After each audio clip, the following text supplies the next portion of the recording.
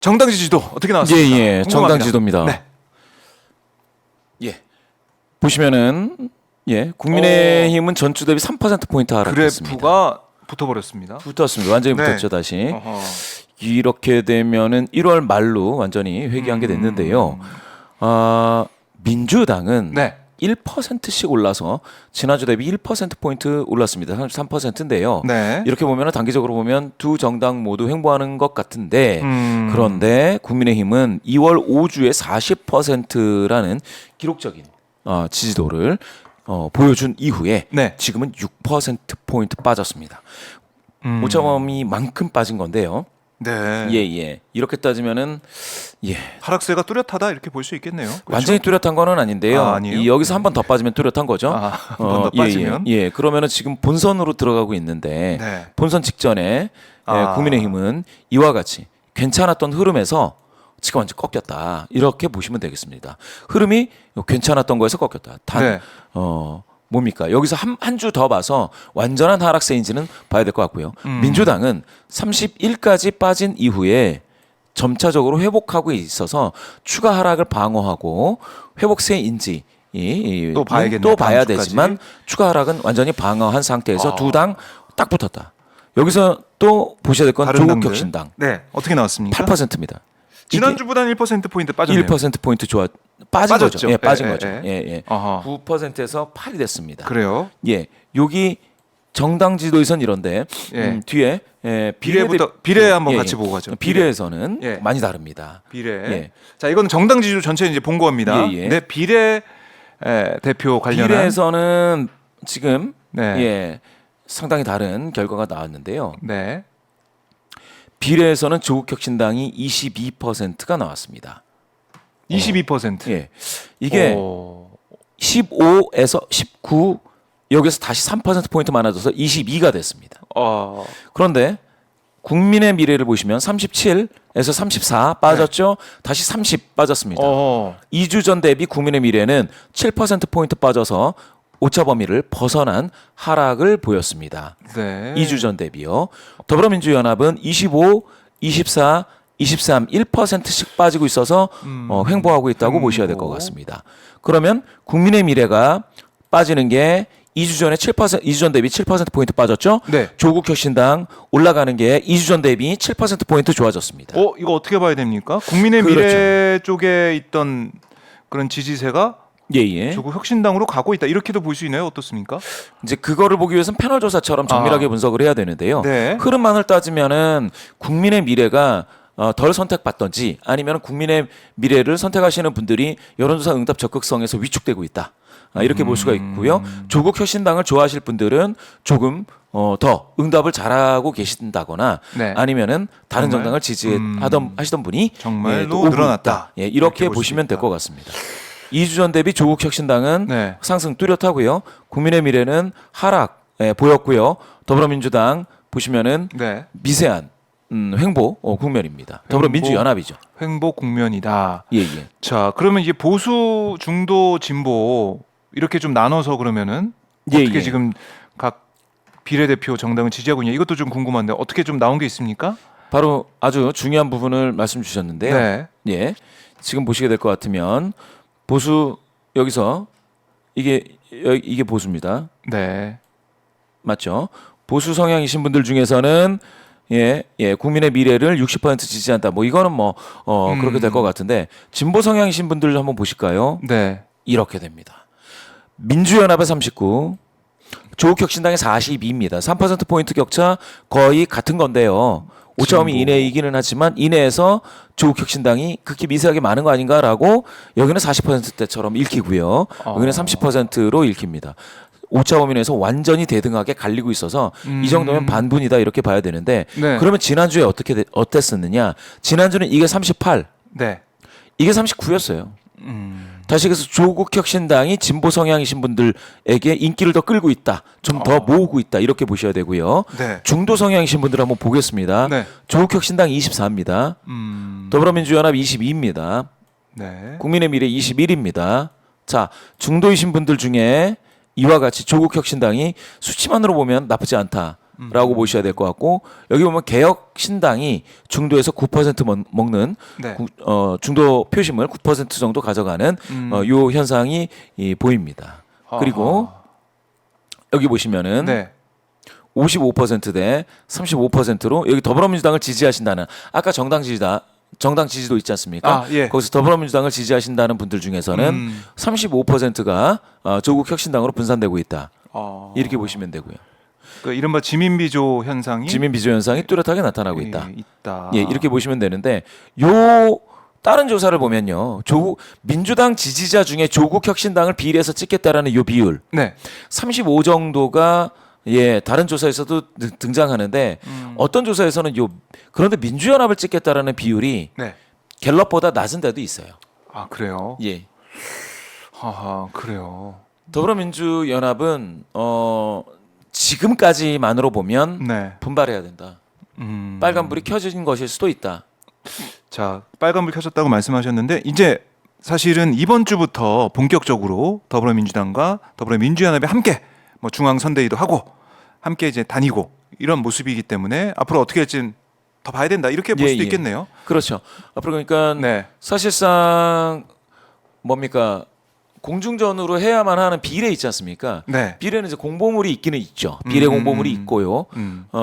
그런데 이제 그게 돈이 꽤 들어갑니다. 그래서 조국혁신당이 지금 그 당원분들한테 이제 많이 받아놨으면 그걸 가지고 공보물을 만드는 거는 만드는 건데 얼마나 잘 만들지 모르겠습니다만 그런데 지역구에서 나가는 사람들이 더 활발히 뛰죠. 그렇죠. 아무래도 예. 지역구에서 뭐 더 많이 더불어민주연합과 비슷한 더불어민주당이 후보들이 많이 움직인다면 더불어민주연합도 앞으로 더 좋은 그 기회를 얻을 수도 있겠다라는 게 있고요. 그런데 조국 혁신당이 지지하는 정당에서도 이게 약간 좀 많은 그 응답하시는 분들이 이게 비례인지 아닌지를 잘 헷갈리고 막 응답하실 때 예, 그때 조국 혁신당이 더 나오는 경우도 있기는 있습니다.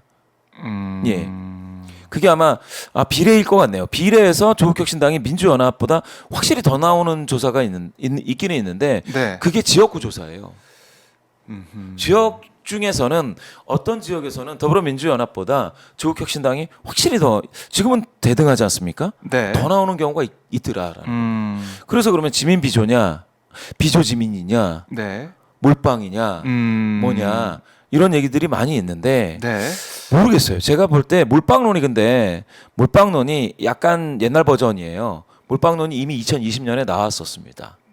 그랬죠. 예, 나왔고요. 네. 그 몰빵론이 만들어낸 게 이제 더불어시민당의 네. 몇 석이었습니까? 그때 17석인가요? 17석이었죠. 예. 맞나요? 17석인 것 같아요. 예. 찾아볼게요. 그런데 거기에서 이제 나머지 분들이 막 흩어지고 하는 것들 네, 속에서 네. 유권자분들이 학습 효과가 있을 수가 있어요. 17석 맞네요. 4년 전에 예. 더불어시민당. 그 몰빵론에 대한 네. 기대감이 이게 상당하지가 않아요. 그러니까 몰빵론과 관련된 기대감이 그런 부분을 생각하신다면 더불어민주연합은 자체적으로 그러니까 몰빵론을 뛰어넘는 뭔가 다른 뭐 가치로 승부한다던가 네. 뭐 뭔가 있어야 됩니다.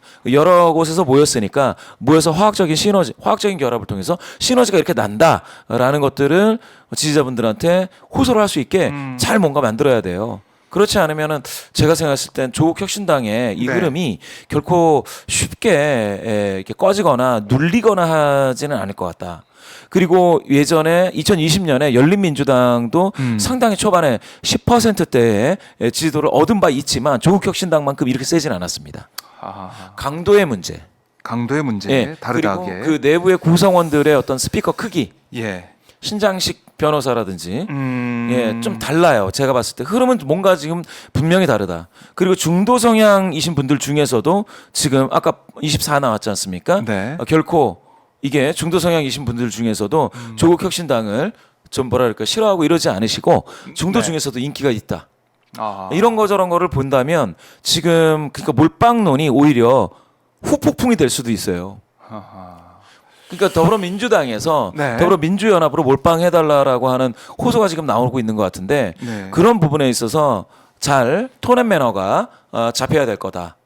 그리고 더불어민주연합도 뭔가 이렇게 보여줄 게 있어야 된다. 좀 더 봐야 되는데 본선 들어가서요. 네. 그런데요. 제가 드릴 수 있는 말씀은 본선 들어가서 깜깜이 기간 전까지 흐름이 꺾이기도 합니다. 그렇죠. 꺾이기도 합니다. 본선 직후에 한번 꺾이고요. 네. 깜깜이 기간 전후에서 한번 꺾여요. 음. 그 두 시기에 지금 더불어민주당, 더불어민주연합, 조국혁신당이 네. 어떠한 연대 전선을 구축하느냐 또는 파열음이 있느냐 갈등을 겪느냐 네. 이게 아주 중요한 관전 포인트가 돼버렸습니다. 자, 이 조국 혁신당의 상승세가 계속 이어지고 있다. 이걸 뭐 볼 수가 있는 거 수치로 볼 수가 있는 것이고 이게 시너지로 나올 수가 있느냐 이것도 좀 봐야 되는 것이고 몰빵론.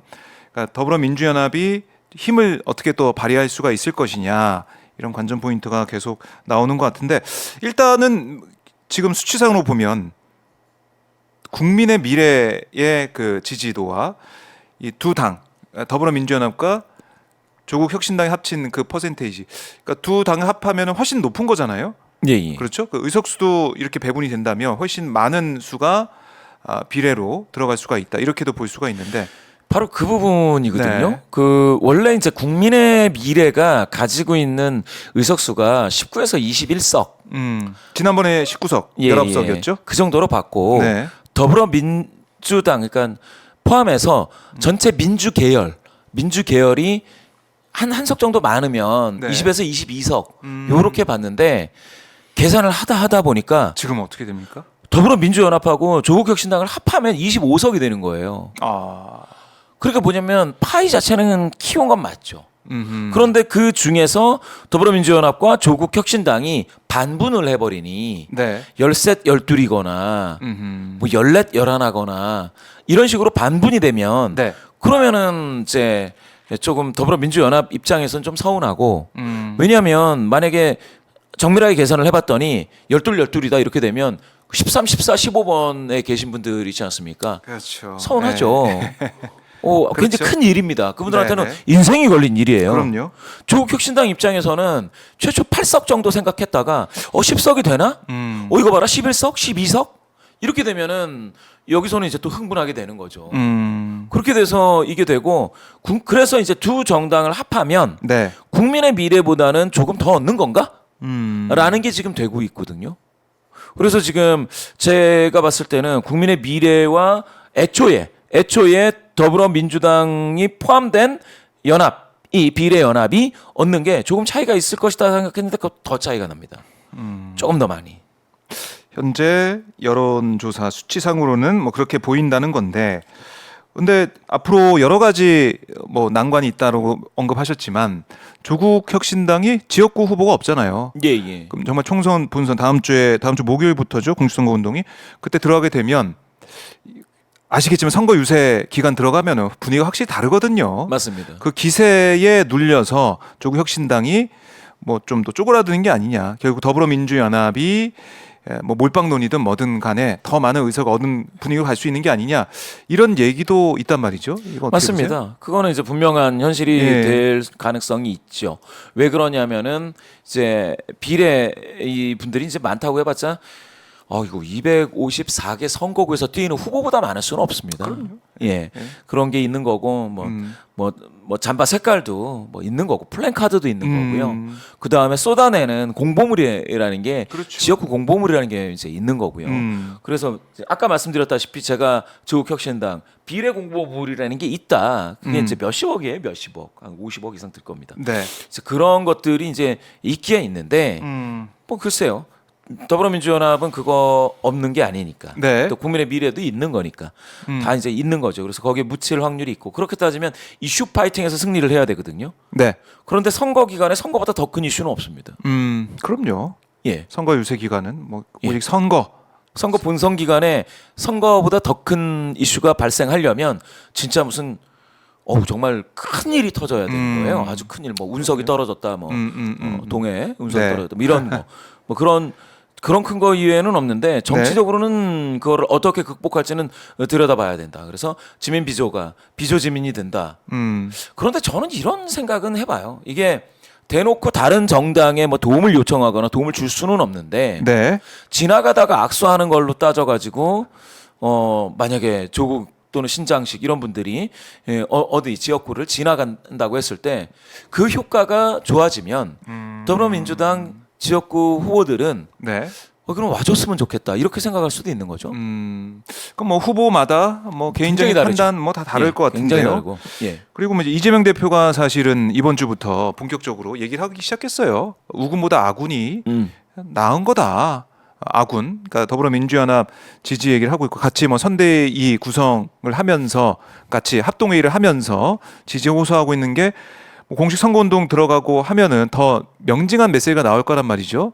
그럼 민주당 지지층이 더 이제 결집을 해서 이완됐던 지지층이 결집을 하면서 더불어민주연합 지금 수치상 여론조사 수치상으로 보면은 뭐 조국혁신당은 반분할 수도 있겠지만 그게 아니라 또 더불어민주연합으로 쏠릴 가능성 이것도 배제할 수 없는 거죠 사실은. 그래서 예. 2020년에 네. 열린민주당이 참 안타깝게도 열몇 석을 할 것 같다라고 했는데 까보니까 세 석이었습니다. 그렇죠. 그렇게 되는 게 방금 말씀하신 그 수준에서 더 들어가면 뭐가 되냐면 그 당시에 열린민주당에 대한 압박이 있었어요. 네. 방송이라든지 이런 것들 속에서 뭐 사실은 그런 자매 정당 둔 적 없다서부터 자식 정당 둔 적 없다 이렇게 되면서 나중에는 좀 안 좋았죠. 왜 그랬냐면 당시에는 더불어민주당에서 공천을 받는데 실패한 분들이 네. 열린민주당을 만든 케이스가 됐던 분들이 좀 있습니다. 공천 시정을 했다가 네. 그렇기 때문에 이제 거기에서는 그렇게 됐던 건데 조국혁신당은 약간 다르기는 할 것 같아요. 다르기는 할 것 같은데 네. 그런데 만약에 그러면 그 반대의 경우도 있을 수가 있습니다. 어떤 그러니까 경우? 만약에 예. 민주당에서 조국혁신당을 누를 수가 있는데 네. 조국혁신당 입장에서 그러면 비조지민에서 네. 지민을 일단 떼겠다. 어. 라고 했을 때 예. 격전지 있지 않습니까? 네, 네. 격전지에 투표하러 간 사람들이 예전에는 이랬습니다. 아니 인물 투표하러 가가지고 비례 투표는 내가 안 하겠다라고 투표용지를 그냥 버리는 거예요. 기표를 안 하던가 해가지고 대충 처리하는 겁니다. 네. 그럴 수는 있는데요. 유권자 입장에서 자기 선택이니까. 그런데 만약에 조국혁신당을 찍기 위해서 투표를 하러 가서 인물 투표 안 하겠다. 지역구 투표 안 하겠다. 이렇게 네. 되면 뭐가 되냐면 투표율은 전반적으로 상승하는데 그러면은 기권이 많아져서 지역구에서 득표율이 더불어민주당 지지자 출마자의 득표율이 동반 상승하지 않는 상황이 발생할 수도 있어요. 그러니까 이게 제가 봤을 땐 더불어민주당 입장에선 네. 조국혁신당을 완전히 누르기는 어렵고 조국혁신당 입장에서도 더불어민주당하고의 친화력을 뭐 강조해 왔으니까 지금까지. 네. 예, 그러니까 이거를 척질 수는 없고 그 과정에서 예. 이게 어떻게 선의의 경쟁을 하고 선의의 경쟁. 어떻게 표를 배분하는지 그게 참 지혜가 필요할 겁니다. 그 세 정당이. 그래서 제가 이 조국혁신당이 뜨는 거를 보고 네. 그러면 그 삼각구도에서 이 황금률은 무엇이냐? 하하. 그리고 황금률을 발견했을 때 이게 캠페인이 되는 얘기냐? 그것도 고민스럽네요. 굉장한 네. 지혜가 필요할 거다라고 그 세 정당의 관계에 대해서. 네. 왜냐하면 세 정당은 이거거든요. 정부 여당을 견제하고 심판하기 위한 하나의 전선을 긋고 네. 그 전선에 아군이 돼서 같이 편제되겠다라는 비스무리한 생각들을 가진 사람들이지 않습니까? 그랬을 때는 그 지혜가 발휘가 돼야 됩니다. 네. 그러면 비례에서의 황금률이 지역구에서의 시너지가 될 수가 있어야 되는데 과연 어떻게 되는지를 봐야죠. 그래요. 다른 정당 얘기 잠깐 정리를 해보면 개혁신당 새로운 미래 개혁신당이 5% 나왔습니다. 이거 보시면. 5%. 저는 그래서 개혁신당이 네. 5%가 여기서 나왔다. 어떻게 그러면 봐야 돼요? 의석이 가죠. 가죠. 비례 의석이 갑니다. 예. 여기서 새로운 미래가 2% 나오면은 어렵잖아요. 조금은 3%가 힘들죠. 조금 나와야 이게 봐야 되니까. 그게 있거든요. 예. 녹색정의당 같은 경우에는 과거에 여기에서 안 나오지만 뭐 해보니까 좀 괜찮다. 옛날 정의당 시절에. 그거는 이제 뭐냐면은 여론조사에 응답하지 않지만 가서? 그냥, 가서 찍는 사람들이 있을 수가 있습니다. 있다. 근데 새로운 미래가 과연 그렇다면 새로운 미래는 호남에서 좀 역할을 좀 어필해서 그러니까. 해야 되는데 여기서 예. 보시면 호남에서 동일하게 2%다 이러면은 이게 될까 말까 그 선에 있다 이렇게 봐야 될 것 같고요. 그래요. 오히려 호남에서 정의당이 4%거든요. 그것도 참 좀 눈여겨 뭔가 보일 그런 부분이네요. 녹색 정의당이. 네. 그리고 이제 개혁신당이 5%면 그 TK에서 10% 이거 너무 많이 나온 거예요. 음. 예, 지금 많이 나온 겁니다. 왜냐? 국민의 미래가 TK에서 45면 이건 적게 나온 거죠. 아하. 요 흐름이 넘겨갈 수 그러면 있다. 요게 넘겨갈 살짝 갔는데 이쪽으로 다시 갈 수도 있는 거고 아하. 요건 봐야 돼요. 그런데 전체 5%면 개혁신당은 몇 석 먹습니까? 2석은 갈 것 같다. 뭐 이렇게 예상을 해볼 수 있죠. 2석, 3석까지도. 네. 예, 그러면 요거는 좀 흐름을 봐야죠. 근데 최근에 개혁신당이 그러니까 파열음이 있었죠. 파열음이- 비례순번 때문에. 근데 이제 봉합이 됐는지 어쩐지 모르겠습니다. 그래요. 국민들이 어떻게 판단할지 모르겠지만 제3지대 상황을 쭉 보면은 조국 혁신당 제외하고는 좀 상황이 좋아 완전히 보이지 쏠림이 조국 혁신당으로 이렇게까지 쏠림 현상이 뚜렷한가? 네. 라고 할 만한 내용이고요. 여기 보시면 여기 지금 호남에서도 32예요. 호남에서 32. 지난번에 25 나왔습니다. 아하. 쭉쭉 올라오고 있다. 예. 흐름이 어떻게 될지는 이게 충청이죠? 이거 충청인가? 충청이죠. 네. 여기 충청에서 지금 28 나왔어요. 호남 32, 충청 20. 어우. 요 흐름이 두텁게 지금 작용하고 있습니다. 요거는 주의해서 보셔야 될 부분이기도 해요. 그런데 이제 아까 말씀드렸다시피 변수는 많다. 네, 그럼요. 예. 변수는 예. 뭐 지금 공수선거 운동도 시작 안 했기 때문에 변수는 많이 남아 있다. 예. 하지만 뭐 조국 혁신당이 상승세를 보이는 건 지금 수치로는 확인이 가능하다. 뭐 예. 이 정도면 정리를 해 보도록 하겠고요.